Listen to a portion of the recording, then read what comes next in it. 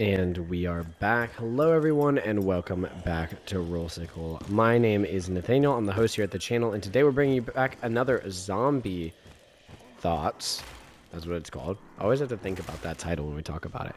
This one's probably going to be a quick one, but we wanted to make it anyways. And I am actually going to be talking about an article on my phone, so I'm going to do my best to survive and thrive in the game of zombies while we're talking about this. So, the topic I want to talk about today, for those of you that don't know, I am a I am a middle school math teacher, but I have recently been very obsessed with like finances, and have learned that I would be very happy if I were to have been like a finance major in college. Not like a finance bro, but a finance major, because I actually really like money.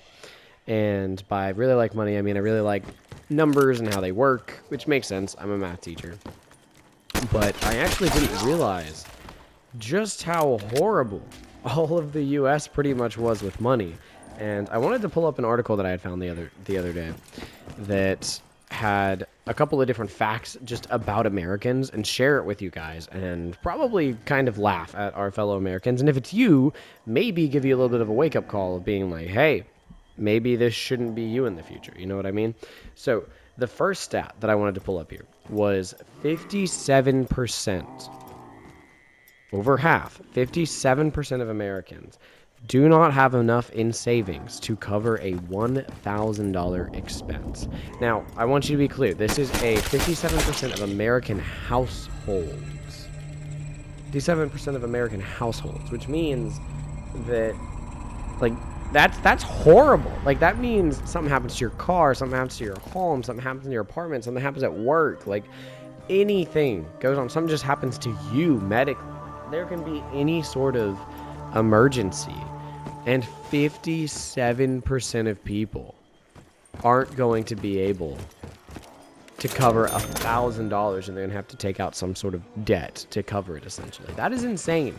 That is actually crazy. Nobody should be in that situation. And if you are in that situation, before I even move on to any of these other ones, if you are in that situation, you do not have $1,000 set aside, put down the controller, put down the fork, put down the coffee, whatever it is that you spend that money on. Because if you are working a full-time job, you can set aside $1,000. Let's fight this statistic.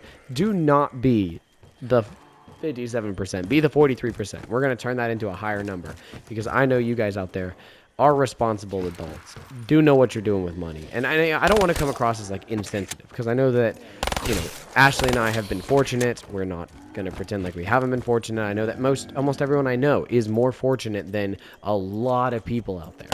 But regardless of what situation you're in, almost everybody that is earning a livable wage is able to just hunker down for what? It take maybe a month, honestly, to set aside $1,000. I mean, if you just went at it and was like, you know what, I'm just not gonna buy really any consumables that are beyond my needs this month, or I'm just not gonna put a lot of money into that hobby this month. Like, just, it's $1,000, man. You know, like, I mean, it sounds so much when you're a kid, and if you're younger than an adult and watching this, maybe it does sound like a lot of money.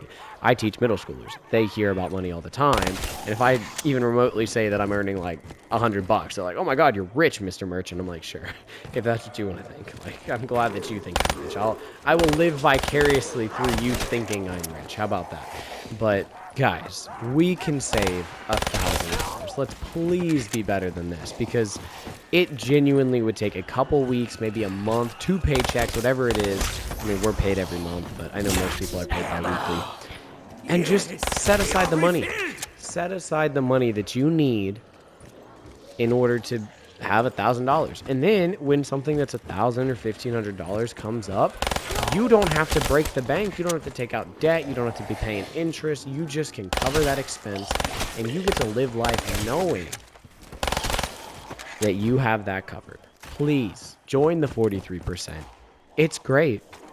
We've got cake. I don't know what I'm saying. But genuinely, guys, it is freeing to know that if something were to happen, if there were an emergency in mine and Ashley's life, she can attest to this. She's sitting here on the couch listening to me. She's nodding along. I know you guys can't see her, okay? But she knows that if there was an emergency in our life, We have $1,000 set aside to cover that emergency. We actually have more because we have a fully funded emergency fund. But even if you're not going to go that extra step, we have $1,000 just in case there's an emergency. It is step one of the Dave Ramsey method. It is step one of pretty much everyone's method, is to get some level of emergency savings so that when something comes up, you don't start back at ground zero. Let's take a look at the next stat here. I believe there's 5. Okay, so stat number 2 says 25% of student loan borrowers. I want to like be looking at Ashley to see her reaction to this one. 25% of student loan borrowers will default within the first 5 years of their repayment. Really? I don't think you guys can hear her because of distance microphone. But she just said that's not shocking. Why is that not shocking, darling? I will relay to you guys what she's saying. I'll move this paper. I'll move the mic a little bit for you too. There you go. You guys should be able to hear it. Why is that not shocking, darling? To me, it's not shocking. What percent was it? You said it was like 25%. So 1/4 will default within the first 5 years. Thinking about the kinds of people who take out massive student loans. Okay. And the types of people that are currently in our generation, and that we know, and even people like millennials, I believe that truly, like, just from what we not only consume in the media, but have seen out in the actual world, Yeah. what we have seen and witnessed, and we hear from even just people that we know, like, even our good friends. I don't find it very shocking due to the fact that so many people think that they shouldn't have to pay those back. There are a lot of people that think that they should not have to pay That that. they should not have to At the end of the day, it is debt. It is debt that you took on. It is debt that maybe, I mean, sure, you can be mad all day that maybe somebody suggested you take it on and you shouldn't have. Or you took it on and you didn't even finish school, so you shouldn't have to pay for it. Whatever it might be, it is debt, and you should not be defaulting on these student loans. 25%, 1 in 4. And I mean, most students have student loans. I know that, you know, like I was able to avoid it with scholarship, and you know, and you were able to avoid it with the combination of scholarship and family, friends, and like I know people are in situations where they might not have any student loans, but the majority of students have an element of student loans, and 1/4 of them will be defaulting. That's crazy to me. I mean, I just think that that's a failure, right? Those people tend to also be the people who believe that they shouldn't have to. Let me cut them to pieces. Also the people who prioritize and are the ones who scream from mountaintops that they'll never be able to afford a home, that they'll never be able to live a life, and that the world is too expensive for them.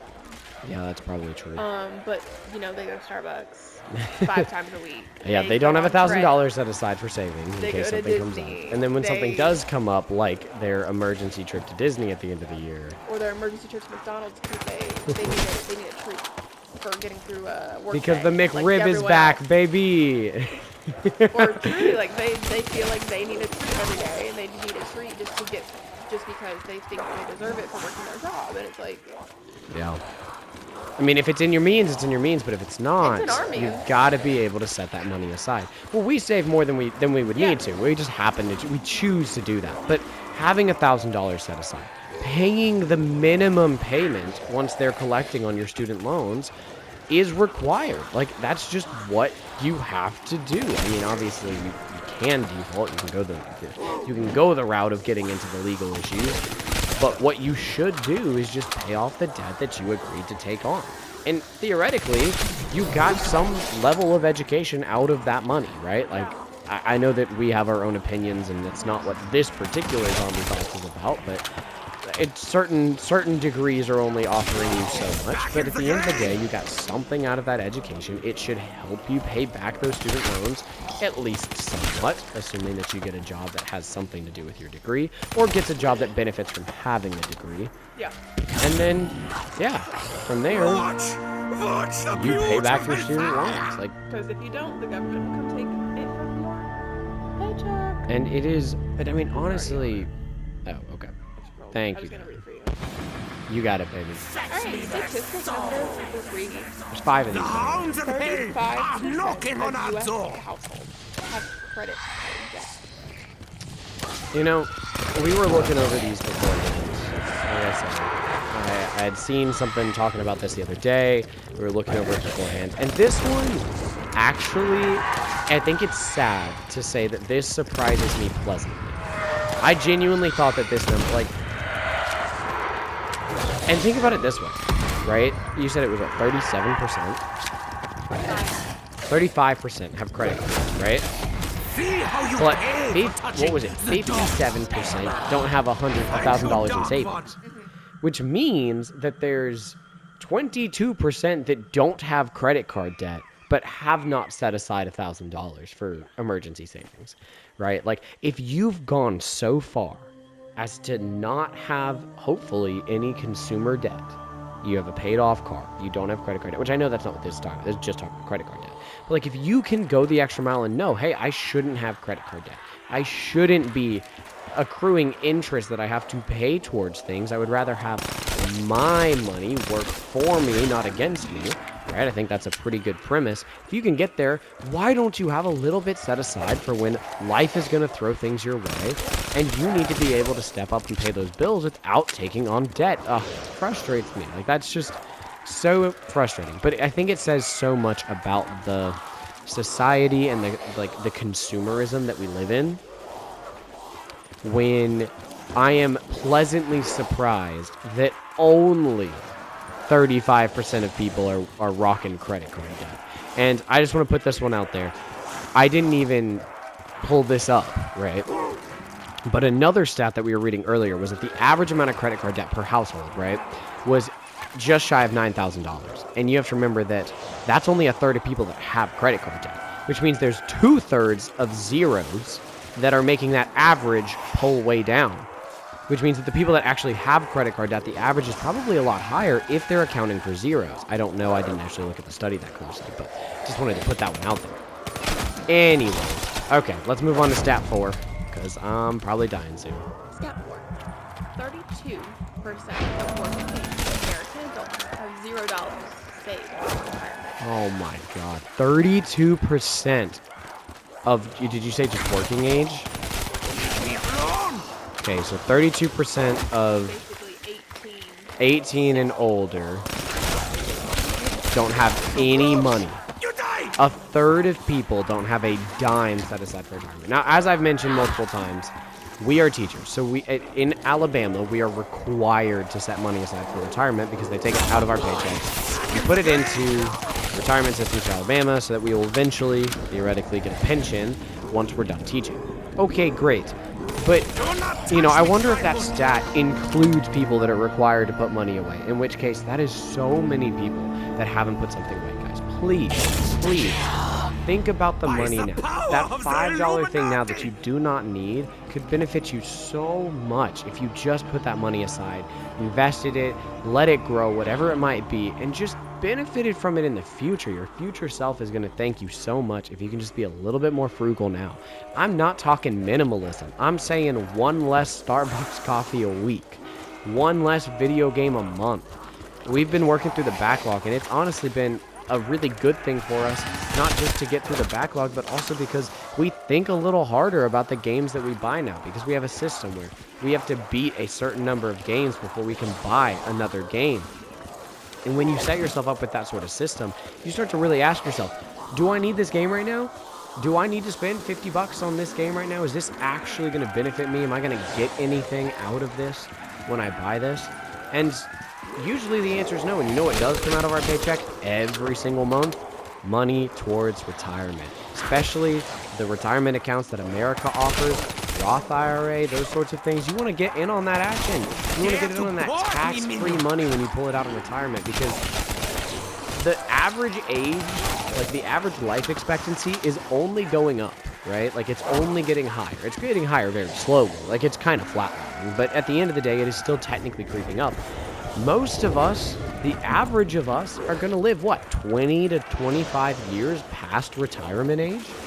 That's a lot of time. That's a lot of years.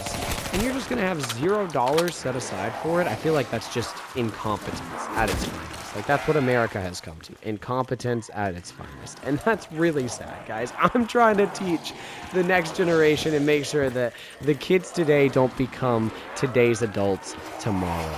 But, you know, I can only do so much. I'm new to the workforce. We'll see if I'm still singing the same tune, or if I'm the 32-year-old that has no money set aside for retirement. Hopefully that doesn't happen. Yeah, because we would have to have lost all our money. Not to mention we can't even pull the gains out of the Roth IRA. So it would have to sit there. So. Legally, that can't even happen. We're already doing better than most, baby. Look at that. All right, what's one more shocking financial fact?